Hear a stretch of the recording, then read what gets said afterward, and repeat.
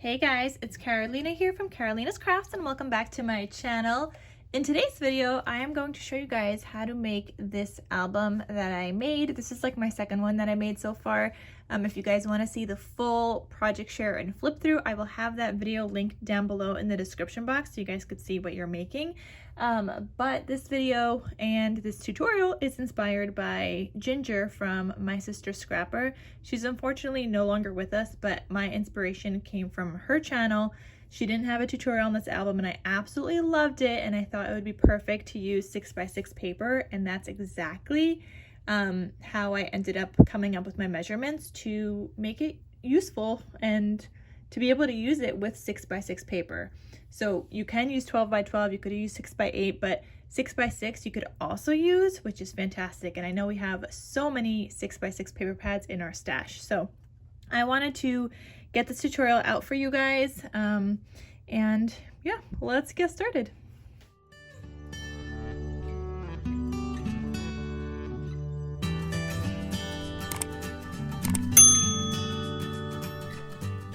So you're going to start off with 2 pieces of 8.5 by 11 sized cardstock. If you have something bigger where you don't need to combine pieces together, then you could feel free to use that. I do need to combine my paper together. And so I'm just adding tape here so I could stick them together. I'm going to peel back this one piece just a little bit and layer up my other piece right on top of it. So I'm just lining it up just like that, and I'm going to stick it down together. It's okay if it's not perfect. This part doesn't really matter so much. All right, so I got that. I also like to use my bookbinding tool, which is from Craftelier. I am going to have this link down below for you guys in case you guys want to get it too, but it's been super duper helpful for making albums. So you've got these 3 pieces. For now, I'm going to use this one. And first thing though, I'm going to get this spine piece down. And actually, I may not even really need that piece. Normally, that piece is great when I line it up on the edge here.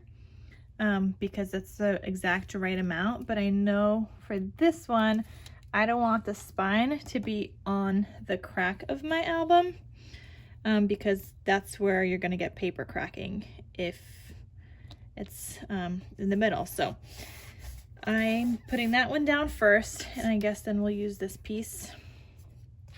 Okay, so oh, I forgot to mention the chipboard size. All right, you're gonna need 2 pieces of chipboard that measure 5.5 by 7.5, okay? And then this piece measures 1.25 by 7.5. So that's the one I just stuck down, and your other 2 are 5.5 by 7.5. And guys, I am gonna have a cutting guide available for you guys where you guys could download it from my Ko-fi page, and while you're there, consider making a donation for the cutting guides that I make for you guys. But the cutting guide is going to be helpful. I find it helpful at least, and I know many of you guys do too. You guys have let me know. So yeah, these are the pieces that we're going to be using. And I'm sorry guys, this is the second time I'm filming this video, because the first time I accidentally filmed this in slow motion. And then I was so happy when I figured out how to get it back to normal speed, but then the video quality was terrible and I couldn't bring myself to post that. So here I am filming this a second time. So I'm going to take this 5.5 by 7.5 piece of chipboard, and I will have the chipboard that I use linked down below as well for you guys. But I'm just lining this up like along my bookbinding tool, and that gives me enough space to then be able to like fold my album later on. So I'm going to take my other piece now also, take off all the tape. I'll have the tape I used linked down below, the chipboard, the cardstock, this bookbinding tool. I'll have everything linked. My bone folder, the paper, no, not the paper collection because I'm not doing a paper matting video. All right, so line these up and then stick it down. There you go. And that's absolutely perfect. So I can use this as a guide now. and just cut off the rest of this. I am just gonna eyeball that. I probably will end up cutting off more in a little bit anyway after I add my 2 layers of tape, but we're gonna eyeball how much I need to cut off for now. And this part doesn't have to be straight or perfect either.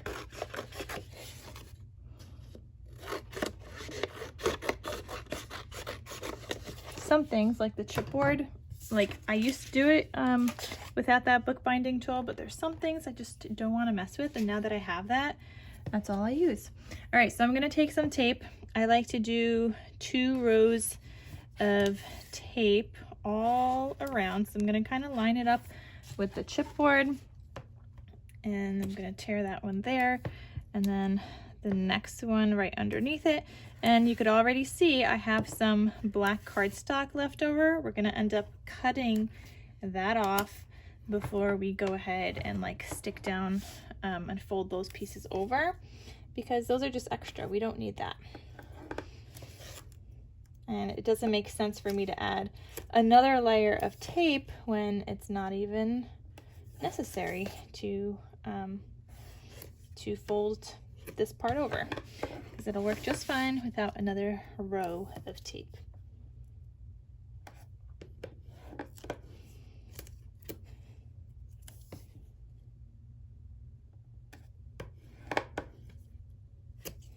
Okay, so there's that.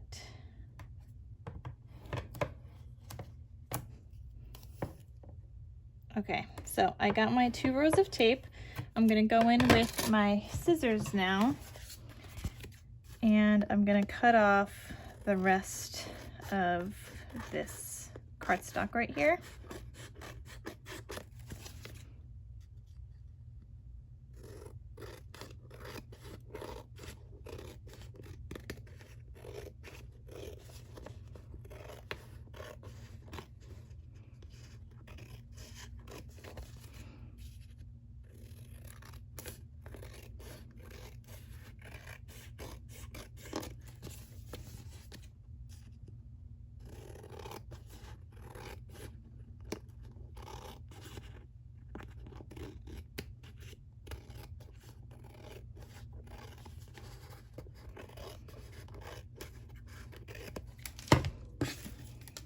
I feel like I'm making a mess on my desk already with all this tape, but anyway, gonna take off. No, I am not gonna do that. Nope. I'm trying to move way too fast. All right, I'm gonna put this back just for a second here, because we need to miter these corners. So part of this bookbinding tool, you do get this corner miter thing, so you line it up with your chipboard. And normally I use a rotary cutter for this, but in case you don't have a rotary cutter, this works just fine. Just hold it up there and just cut. So you have the perfect amount of cardstock still left and a little gap from your chipboard, because you need that extra little space there, because otherwise when you go to fold these over, they won't cover that chipboard. So I love these miter tools.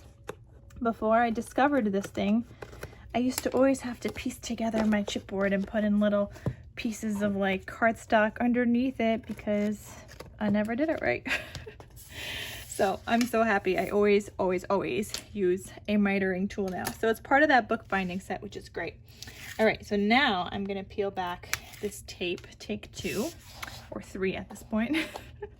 So I'm gonna fold that over against my desk and kind of just move it back and forth, working that paper in before I fold it over completely, just like that. And then I'm gonna go in with my bone folder, make sure that's stuck down.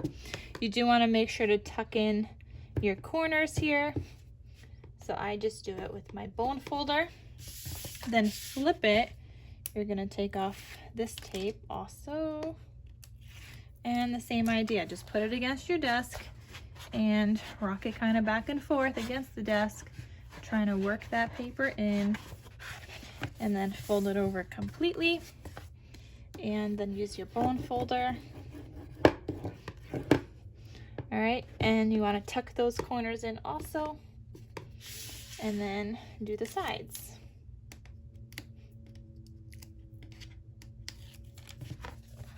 I really hope I'm not filming in slow-mo now. Not this time.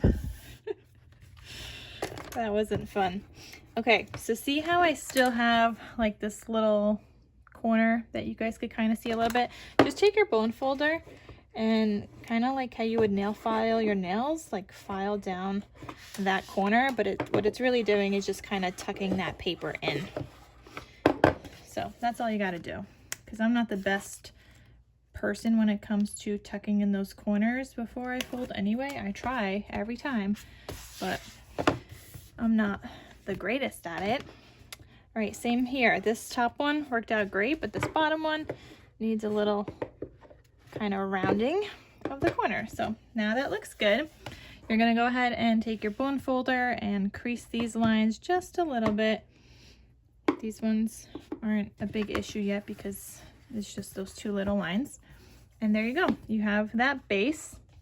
Then you're gonna take a piece that measures 5 inches by 7 1/4. I have tape on the back already because this piece is gonna go on my spine here, covering up that middle section. So we want some, you know, black cardstock on there. So I'm gonna go ahead and peel back this tape now. And again, like I said, this will all be in the cutting guide. So if you guys want to download that, you could definitely do that. All right, so I'm just gonna kind of figure out where this goes. You don't need to be even on the right and left sides, but the top and bottom, try to be as even as possible. This is shorter than the chipboard because the chipboard is 7 1/2 and this is 7 1/4.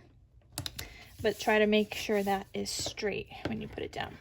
So there I go, have mine down, and I'm just gonna work it in with my bone folder. And once that is stuck down, you're gonna go over those crease lines with your bone folder as well. And it looks like I'm gonna have to erase some of that. And you guys might not have that issue because you might not be writing down like the measurements like I am, but I'm writing them down to kind of show you guys. But yeah, this one's gonna hit right here, so it's gonna go over that, and I need to erase that. Otherwise, that's gonna end up in my crease, and I really won't be able to get my eraser in there later. So I'm gonna go ahead and erase that, but again, that piece measured 5 by 7 1/4. All right, but it's also in the cutting guide. So then go ahead and fold that and work that in. Be gentle with this, like you don't want to get your bone folder through the paper. So I'm just doing it a bunch of times, and there you go. There is the base to our album. So next up, you're gonna need 2 pieces. Wow, I don't have these measurements written down. All right, hold on. Okay, so now that I wrote down the measurements, next up, you're gonna need 2 pieces that measure 6 inches by 6 1/2. On the 6-inch side, so you're gonna put this in your scoreboard, you're gonna score at 1/2 inch and 3/4 of an inch, okay? So 1/2 inch and 3/4, and again, this will be in the cutting guide. So I'm gonna go ahead and fold all these along those lines. And I don't know if my measurements are the same as Ginger. She didn't have a tutorial. Like I said, I was going based off of what it looked like, and I don't think she had a gusset here either. I added one. I didn't see one on hers, but I felt like it needed that. And then I also am gonna end up having like a little middle page, which she didn't have, but I wanted to use up pretty much the whole 6x6 paper pad. And even with this, I had 2 sheets left over when I made the summer one. Anyway, so grab these 2 pieces. One you're gonna glue on this left-hand side, one you're gonna glue on the other side. So we're gonna flip it so that the gusset is on the right, and that's how you're gonna glue that there. So you're gonna try to line it up and put it in the center, but go ahead and put glue on this like little tab.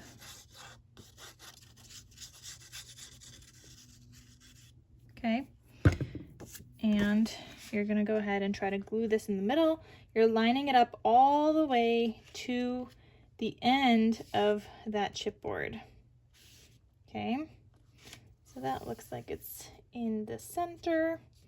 Go ahead and press that down. Then open it up and make sure that's super stuck down. And you could fluff out like your gusset. And I'm using 65-pound weight cardstock. If you are worried, you can use something heavier, but I use 65-pound. And if you guys saw my project share video, on that gusset, I do line it with gold foil paper on the outside here and on the inside. So I'm not worried about sturdiness because it's got plenty of other things going on for it that I do to make sure it's sturdy. But I always use 65-pound paper pretty much. All right, so I'm lining up this other one against the end of that chipboard. I'm also trying to make sure that it's lined up with the other one on the opposite side because I want them fairly even. And there we go. So that looks pretty good. Then you're gonna take 2 pieces, and we're not gonna stick this down yet, but these pockets go on the outside here. But 2 pieces that measure 5 inches by 2.5 inches. On the 5-inch side, you're gonna score at 5 inches, on the 5-inch side, you're gonna score at 1/2 inch and then turn it in at 1/2 inch again. And at 2.5 inches, you're just gonna score at 1/2 inch on one side. So you end up with this little pocket. Go ahead and miter those corners.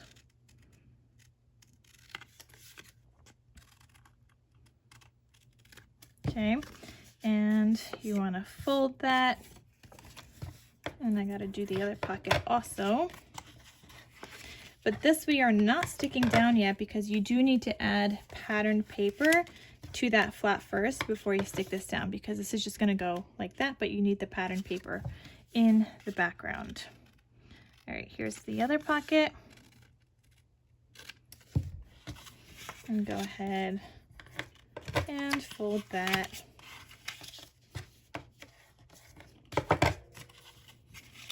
You just want to make sure that your pockets are not like overlapping the corners. Like mine's overlapping a teeny little bit here, so I'm going to cut off a little bit more. And this one also is overlapping just a tad. So just cut off a little bit more so that they don't overlap, so you don't have that extra bulk. And I didn't check this one, so I need some cutting also.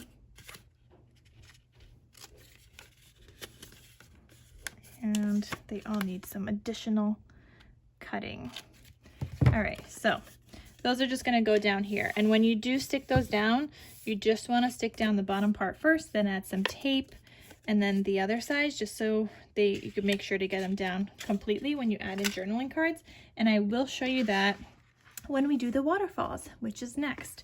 So open up these flaps. I'm actually gonna do one at a time. But you're gonna need 8 pieces of cardstock that measure 4 3/4 by 5 1/4. And on the 4 3/4 inch side, you're just gonna score at 1/2 inch. This is your waterfall, okay? You're gonna need 4 pieces that go on each side of this album. So go ahead and burnish those score lines. And this is also the time where you might want to add a decorative kind of edge to your waterfall. It's a lot easier to do it now before you glue it down than it is to do it after. Even though you can do it after, it is totally doable. I like to do it in advance, and especially because I already know what paper I'm going to be using to kind of cover these up, which is all fall themed paper. Picked out some 6x6 paper pads already. But I'm going to be using some fall paper, so I thought a nice decorative edge would be nice. On the summer album, I did like a stub kind of punch. On this one, I think I'm going to do a scallop punch. And let me just show you guys on a scrap piece of paper. So I'm going to be using this punch, which I will also link down below. It is a Crocodile by We Are Memory Keepers, and it's got the stub and the scallop. So on my last album, I did this stub punch that looks like that. Okay, my phone's dying. So that's the scallop. And then, oh, sorry, that's the stub. And I want to do the scallop on this album, which looks like that.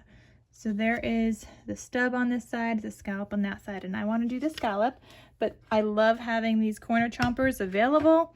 I always have, like this one I use a bunch, so it's something great to have in your stash. So when you add this scallop punch, or any punch, even if you just want to round the corners, you're not putting it on the piece that has the flap, you're doing it on the opposite side where it doesn't have a flap. Okay, and you're gonna do that on all your pieces. And if you just want to round them, you could use the rounding tool, the 1/2 inch or the 1/4 inch, whatever you want to do, but I want to do a scallop.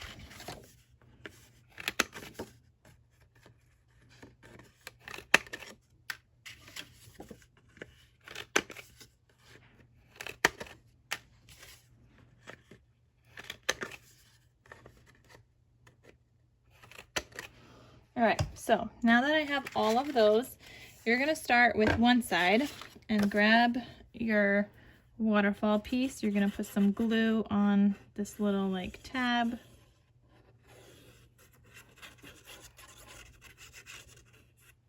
Okay, and you're gonna put this down and kind of lining it up with that center piece that we did. So you want this down at 7 1/4, or at that mark, so it's not all the way to the top of the chipboard. You can do it all the way to the top of the chipboard. It's totally personal preference. So you definitely can do that, but I like to leave a little bit of that space there. As you guys can see, there's a little bit of a space from where my chipboard is and where I laid this down. I'm gonna turn this because I find this easier to now like lay down the next piece, but I'm taking that next waterfall piece and I'm adding some glue. And for those of you wondering, I use Barely Art Glue. I will also have it linked down below, as well as my cute little like glue stand. I could have that linked down below for you guys also. But I'm lining this piece up right underneath my other waterfall. And as I'm doing this, I'm gonna close that other piece because I wanna make sure they're lined up together. So you guys just saw I had to move one over just a tad. And now I'm gonna go ahead and glue it down. Once I know that they're kind of lined up with one another and even. Okay, so stick that down and go ahead and grab your next waterfall piece.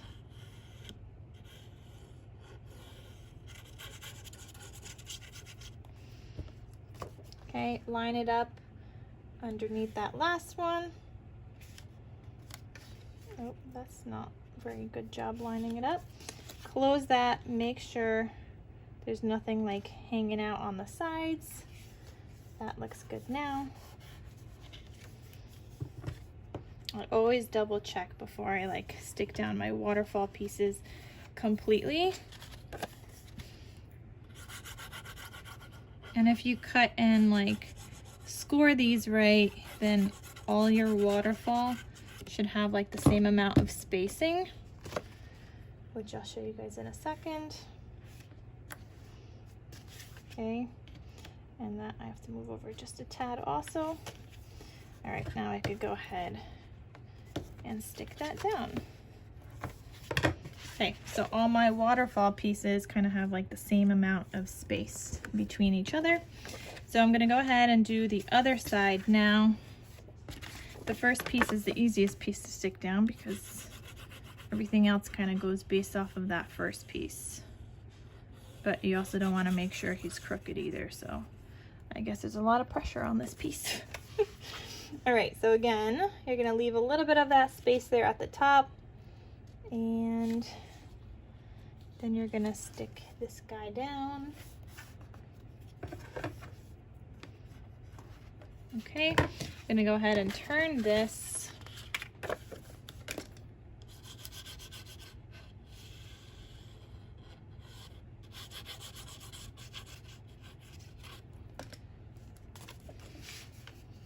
And always double check just to make sure you're sticking it down correctly. The last thing you need is like pieces everywhere hanging on different, like hanging off the edge on different sides. So just like, it doesn't hurt to check and just like flip the other one down. So I always do that.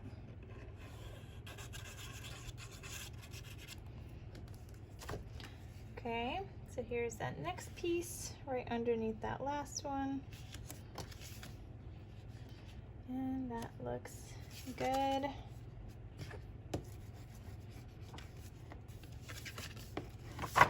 Okay, and then here's my last waterfall piece.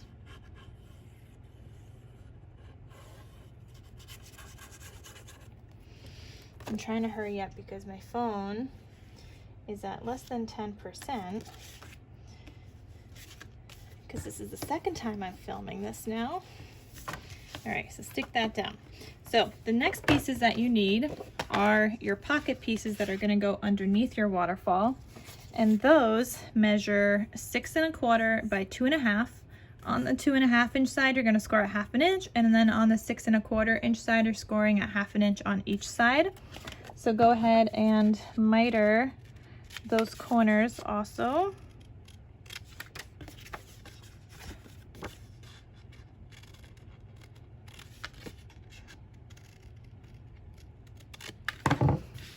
Okay, and make sure you fold those over.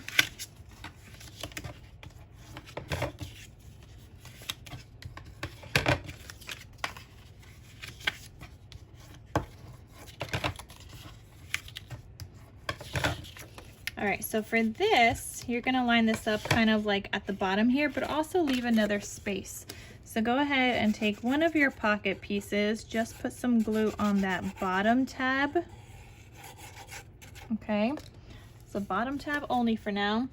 You're gonna kind of line this up where you think it's gonna go, close this, make sure it's lined up with that waterfall, and mine looks good.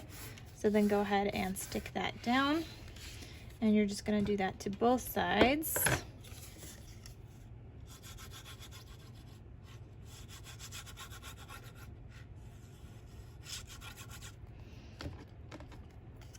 Okay, same thing here. You want that little bit of a space there from the bottom of the chipboard. Close this, make sure that's lined up. Mine is not. So just lift it up and redo it real quick before it sets, and that's good. All right, so press that down, use your bone folder, and then I'm actually gonna go in with some tape.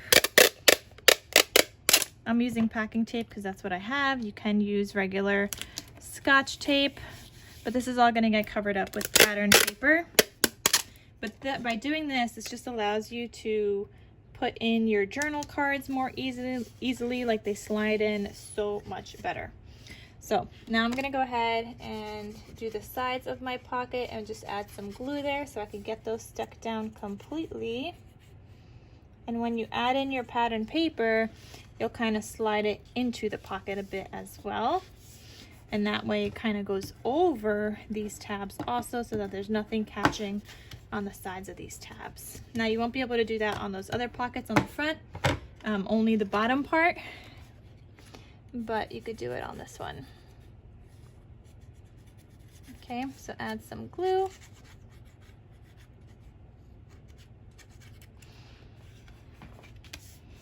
Okay, and use your bone folder to make sure that's stuck down. Okay, and then I'm also just gonna take my pencil. I'm gonna put an M here for magnet. When I did my last album, I just put a magnet here and here. It gets a little tricky if you want to do it on your pocket. While you can, it gets tricky because you have all these layers of your waterfall, and it will bulk up because you will add photos that this bottom one may end up being useless anyway. They may end up not even kind of touching and connecting. So again, these other pieces are gonna go in the front here, but you gotta add in your pattern paper.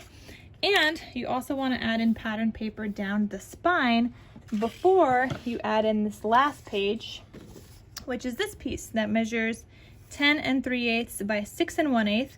And on the 10 3/8 inch side, you're gonna score at 5 inches and 5 3/8.